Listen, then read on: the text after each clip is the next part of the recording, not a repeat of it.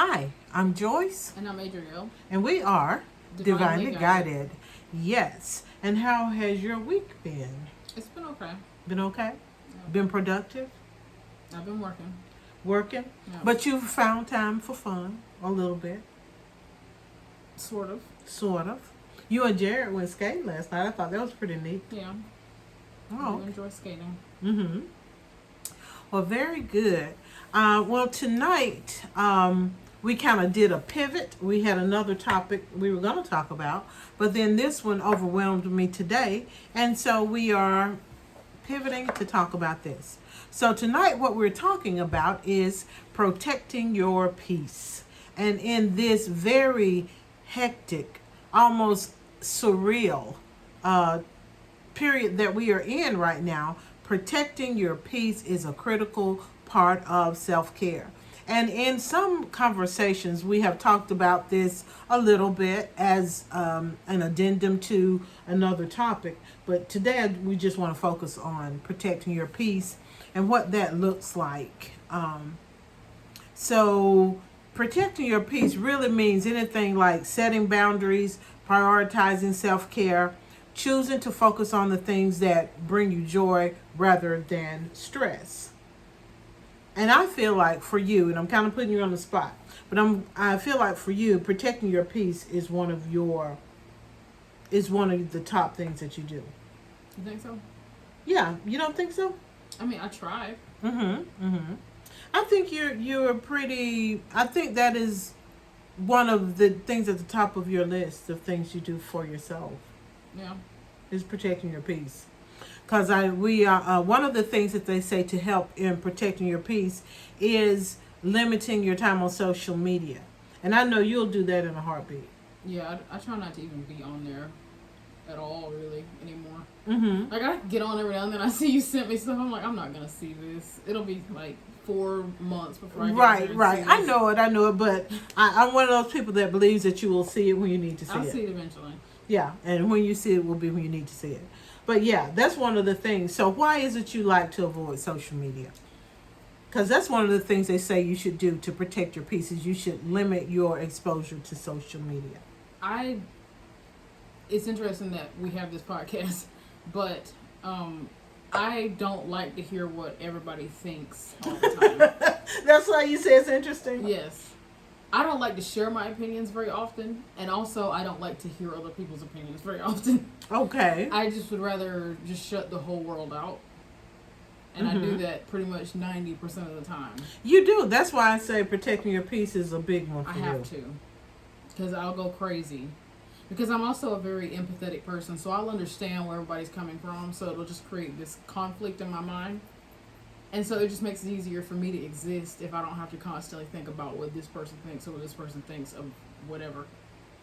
And I feel like if I get on social media, the first 2 minutes of me scrolling, I'm going to see 2 disgusting things. Like that was me today. For some reason, I just decided to get back on one of the social medias. I was on there for 2 minutes. And I was like, well, I'm about to back to deactivate this page again. And I did because I was like, I'm already annoyed. So I can't do it. There is so much negativity on social media right now. I mean, it's all the time. It's not new. It's not even just now. It's just I know it's not new, but it's on 10 right now. I don't think it was ever not. I don't know. It's just been years of this building for me. And so at this point, I'm just I can't do social media. I'm just one of those people who just can't have it. I have Snapchat, and it's just my personal close friends, people I went to college with, that kind of thing. But just all those other social medias that are wide open, no thank you. Yeah. Well, yeah. Well, for me, it has, social media has gotten particularly bad lately. I mean, but I think it is just a reflection of how we are in society lately. We have gotten to be extremely ugly and one-sided and narrow-minded. People are hateful. Oh, and that is something that at my advanced age, I was telling one of my sisters this yesterday. I have never given people full credit for being for just how hateful people are. Yeah. There are a lot of people in this world who are just truly hateful. They're truly evil. Yeah. They truly do not want what is best for other people. Yeah. They are truly not concerned about what is going on if it doesn't impact them directly. And for so long, I kind of lived my life in my little Joyce bubble where, because I'm far from perfect. And let me say that again, I'm far from perfect. But it is never my desire to see people hurt, particularly if they are hurt at my hands. Yeah. It's something I've said or done. I'm truly one of those people who believes that the strong among us, have a responsibility to support the weak among us. Yeah. I believe that with everything that is within me. I grew up kind of, because that's how the people were around me. I lived in that world where we all took care of each other. My whole neighborhood was that way. Every time something happens with someone, it's like family, because we were that way. And we wanted what was best for each other. We applauded each other's successes. When someone succeeded, we felt like the whole neighborhood had succeeded. And so everybody in the neighborhood looked out for the other people. So I grew up in that world where that was the norm. And I made the mistake of thinking, all the way up to this very advanced age, that the world was like that in general. And a few people weren't, but what I've realized is it's the opposite. Yeah. A few people are that way, and so many people are not. Yeah. And so many people want to see you hurt and are trying to hurt you. I remember at work one day, an older black lady had said to me, Joyce, one day you're just gonna look up and you're gonna say, oh wow. Because she could see that I still had that innocence that made me think people were really good at heart. And she's like, you are going to see that people do not. Because what she was talking about, someone had taken credit for something I built, for something I did. And they had it listed under their things that they had done. Like I didn't create it from scratch. And I totally I feel like did. I know what this thing is. And that's okay. We won't even call it out. But I had totally done that. And the lady I was talking to was like, oh, Joyce, you created this. And she's like, oh,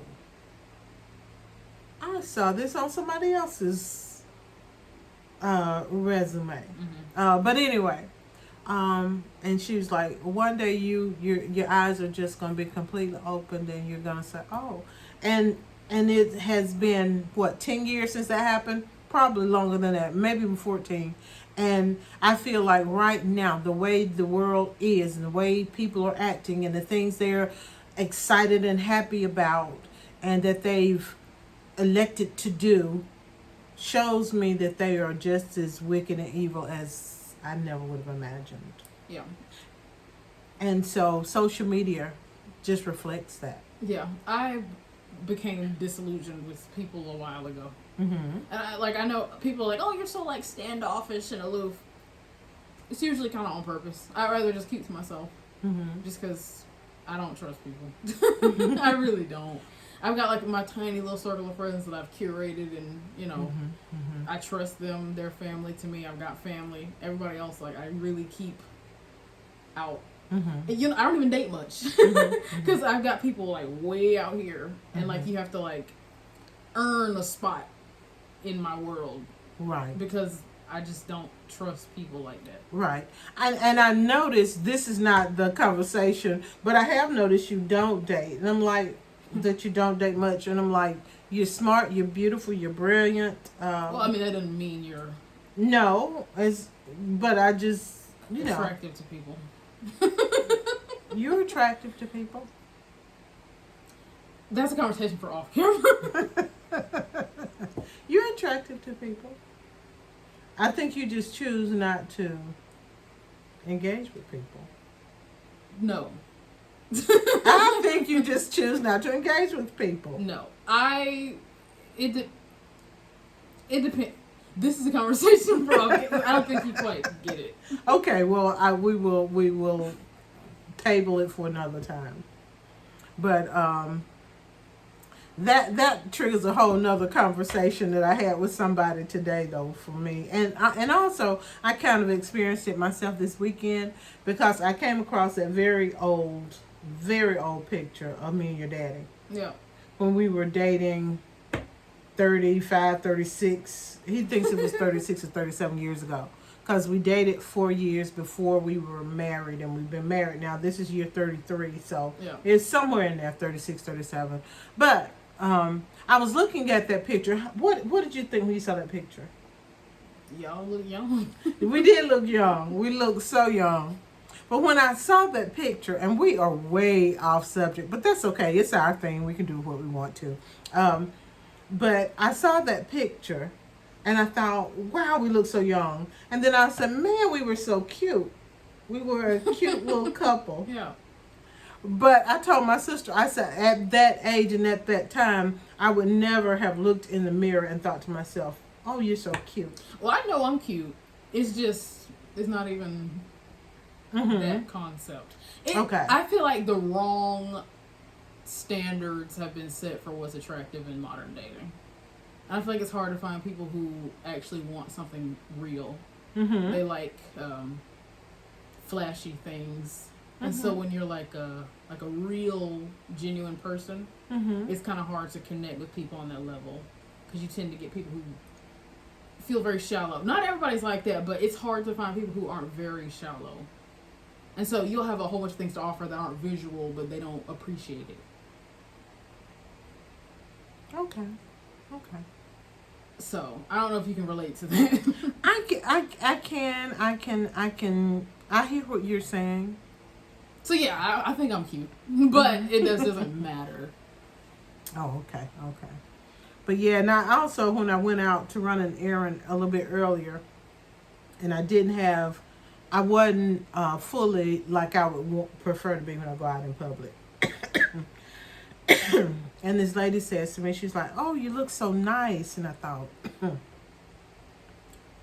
I don't look nice, but anyway, I was like, well, I will just take that. I will just receive it. But, so anyway, I think you have to just receive that you are exquisite. I am. Okay. I know. Because you are. All right, but, and I'm strangling. But, when it comes to social media, which is what we were talking about, it is often advantageous for you to limit your time, because it will steal your joy and distract you from your peace. Yeah. Because there's so many things that people put out there that are so mean and hateful. There's so many things that people rejoice in. Like, there's so many videos of people fighting. It doesn't give me joy to see people fighting, physically fighting, particularly women. That disturbs me when I see that. That takes away from my peace. Quit looking at that watch. You gonna get to wrestling in a few minutes. Oh, and you're laughing because you want to go see wrestling. Yeah. But wrestling is distinctly different than the fighting. No, that I know what people you're are talking doing. about. It's just funny because it's playing right here. I'm watching. Anyway. But those things are just, they're ugly to me. And it's like, I don't like it. I do see a lot of what you were just talking about. A lot of videos that are applauding that whole superficial, your presentation, the things that they are applauding as one of the great things. It's a lot of superficial stuff. It's a lot of things that are meaningless when it's all been said and done. Yeah. So you do see a lot of that. I go from choking to choking. You do see a lot of ugly things. So one way that you may want to protect your peace is by avoiding social media. But I also say media, period. Yeah. because the news, if you want to get your mind I blown, don't watch that. yeah, I got onto my sister about it. I'm like, every time I come in this house, you have the news on, and it is just, they just screaming one horrible headline after another after another. Why are you filling your spirit with that? So, just how you consume news. And I'm not saying to people to be willfully, woefully ignorant. No. But just, you don't have to live in it. You don't have to be in it constantly. Say, I will watch the 6 o'clock news and keep it moving. Or, you know, what I will do is I will scroll through the headlines. That's all I need to see. I just caught the headline, and I don't have to read all the gory details. Yeah. And I don't want to feed myself all of the horrible details, because it does disturb my peace, and my peace is very important to me. Protecting my peace is one of the reasons I retired when I did. There were so many things going on, and it got where it was more and more complicated to do my job, and I just simply wanted to do my job. I wanted to be able to work with the students in a way that was meaningful, that made their lives better, that prepared them to be in the world, and at the same time help other people in the community who needed the expertise that the students were having. And the students were benefiting by getting a chance to take what they were learning in the books and do it in the real world setting, which is not a perfect setting. Books give you things designed if everything is best circumstance, but few things happen in life under the best circumstance. So you have to be ready to adapt and adjust on the fly. And I think working with nonprofit agencies gave our students those very real opportunities, something that we could not give them in a classroom. And so I thought, I'm doing this. This is making a difference to our future generations. This is making a difference to our current world. I just want to make the world a better place every day. And so that was my goal for going to work. Plus, of course, I had to take care of myself and my family. But while you're doing that, can you make a difference? And it just got so hard and so complicated. And there were more and more rules, and there were more you can't do. And coming back and asking you, why did you do it this way? And how did you do it this way? And how is this benefiting Auburn University? And I'm looking like, if I got to answer all these questions for you, somebody's in the wrong place. And so I determined that it was me. Because I'm like, if it doesn't bother everybody to work like this every day, then I must be the problem. And so I retired earlier than most people. You know, in an ideal world, I probably would have worked 4 more years. But I had just gotten where I dreaded getting up in the mornings. And that was not protecting my peace when I dreaded it. So after retiring, I just work on one part of my job now, part-time basis. And I, have a lot more leeway. So it is not nearly as stressful or anxiety inducing as the full-time job was. But anyway, so limiting your social media, limiting media altogether. One thing I think you're good at is knowing your limits. One way to protect your peace is knowing your limits, knowing what people, what situations, what activities tend to upset you. Yeah. Why you chuckle? Don't you think you're good with that? With knowing your limits and knowing, like, this is, like, you just got through really saying that. Yeah. So knowing what bothers you and avoiding it. Yeah, and I love having a car because I'll be out and I'll be like, I've had enough. Mm-hmm. And I can just leave. Mm-hmm. It's so nice. Mm-hmm. Yeah. I think back to when I got that car for you. And I was, of course, I had been saving money because I wanted a particular car for myself. Yeah. And so I realized that you're not having a car was creating, and you didn't say it to me, but I realized it was creating anxiety for you. Yeah. Because you were being dependent on somebody else to take you and do. Yeah. And I remembered back myself to not having my own transportation and how that was anxiety inducing for me. Yeah. And so I decided before I get my car, I'm going to go get your car. And you were so sweet because you said, but Mommy, aren't you saving this money for your car? Yeah. And so it was fine though because I was able to get my car and your car Yeah. with the money. I didn't get me the exact one that I wanted, but I got, close enough to it that I'm very happy about it. But I was happy to be able to get you that. Yeah. Because I knew that was creating you some anxiety and stealing some of your peace. Yeah. You looked at me like, yeah. Another thing that you should do when it comes to protecting your peace is learning to just say no. And we've said this many times I'm great at before. that. We've said it before. But sometimes you need to just tell people no. No, I can't do that. No, I don't want to do that. No, I can't be there. No, I can't give you this. No, just feel free to say no. Free yourself from other people's expectations. And just say no. That doesn't work for me. Say no. Protect your time. I got to have time for myself. You always got to have time for yourself. That was one thing, too, that I felt like I was missing when I was working full time. It's time for myself. I just, didn't have the time that I needed for myself because mornings is when I wake up and I'm thinking 1,000 things I can do and I run around, start doing them. But when you had to go to work, you had to stop doing them and run to work. Yeah. And then by the time I would get home, I would be totally exhausted and burned up from the ground up. And I didn't feel like doing any of the things that I needed to do for myself. So you have to protect your time, protect your peace of mind.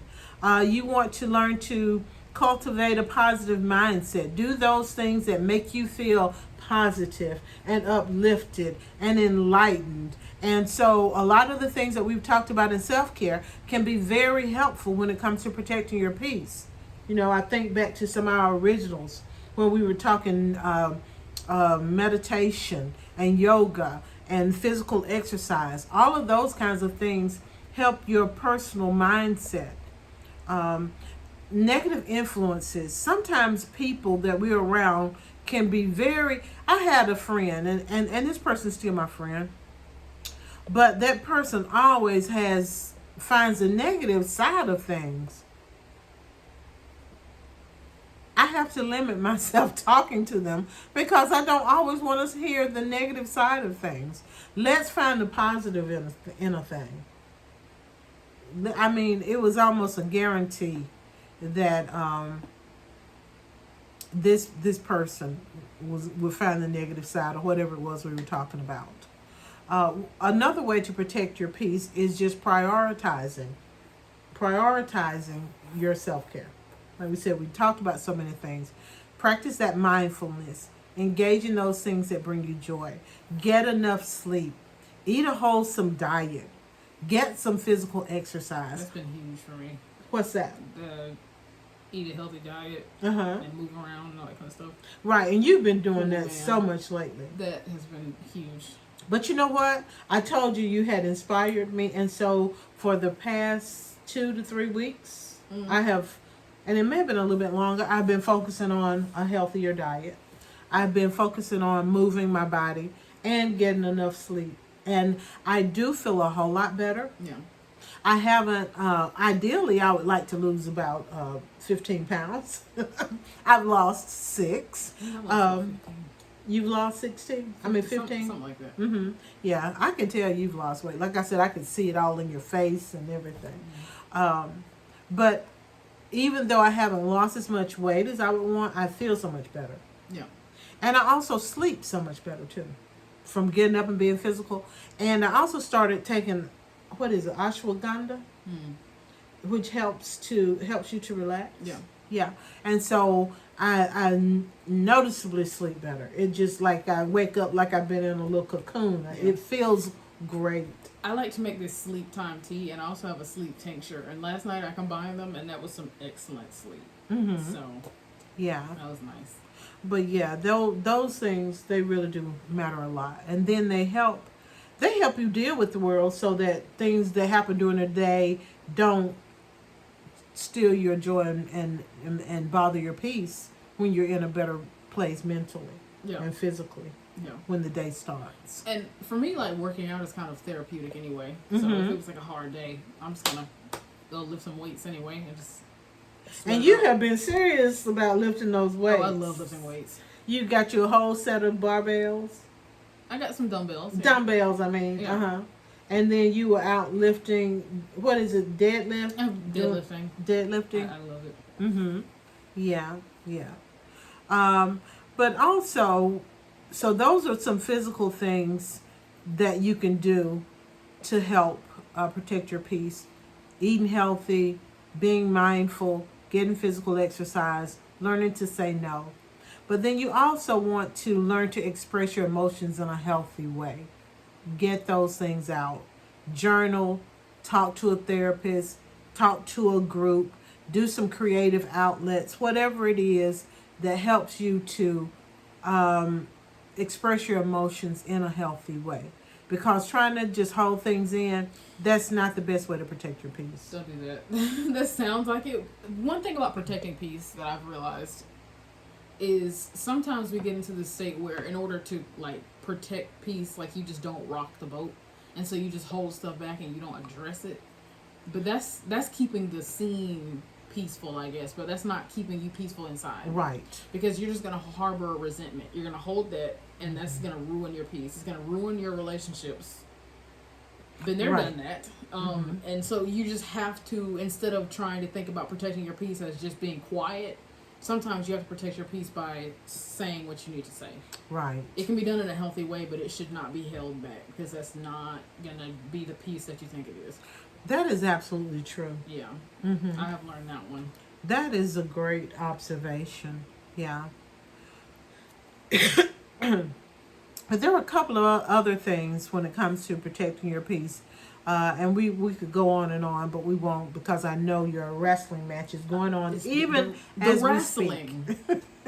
And this is the last one before Mania. Oh, okay. Well, let me hurry.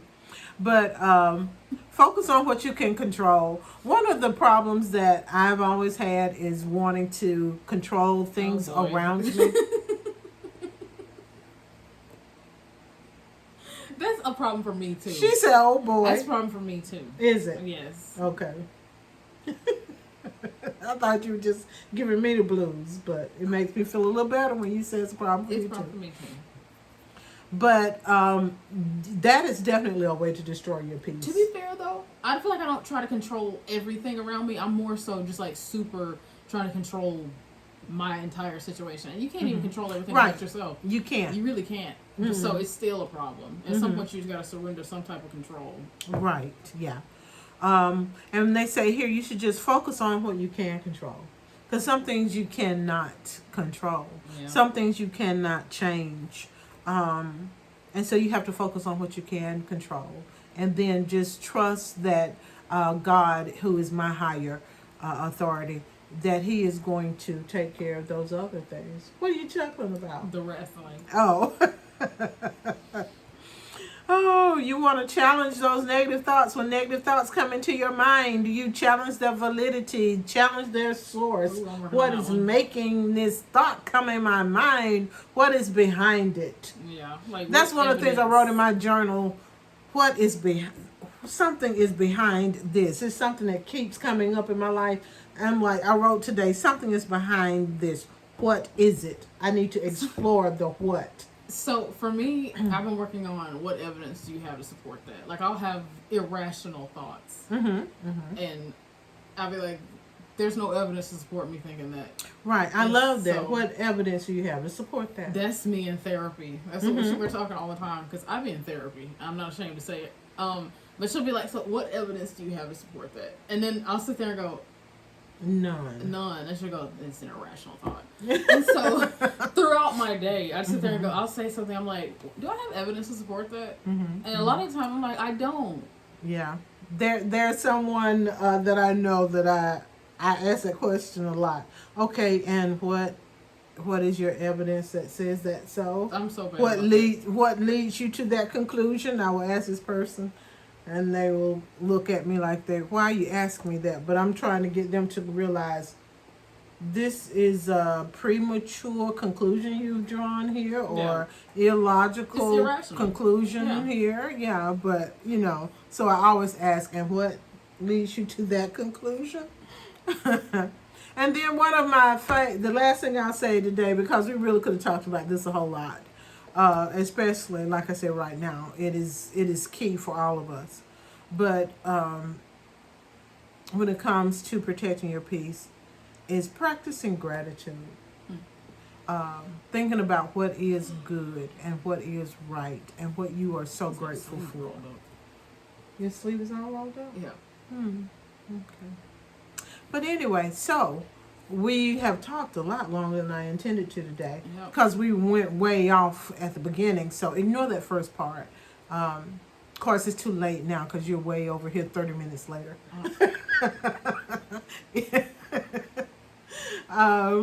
But we do want to. I want ice cream. No, I'm trying to eat healthier. Don't say ice cream because I wanted some so badly today. Don't say ice cream. No, you gotta earn it. You gotta earn the ice cream. So maybe on Friday I'll have earned it if I work hard. That's what I do. And I'm like, you know what? I've earned wings this week. And I'm gonna give me some wings. I work hard. Well, I what I have started doing, because I have done that a couple times in the last couple of weeks, but what I do is I just say, okay, I'll walk an extra hour. I know that doesn't get rid of the calories, but it makes me feel a little less guilty. But anyway, we digress. So practice protecting your peace. You deserve that peace. You deserve to be able to just kind of woosah at the end of the day and not take all the stresses of the day with you. And don't dare take those stresses to bed with you, or you won't rest at all. So protect your peace because you deserve it. Just like so many things we've talked about throughout self-care, and we've come back and go back.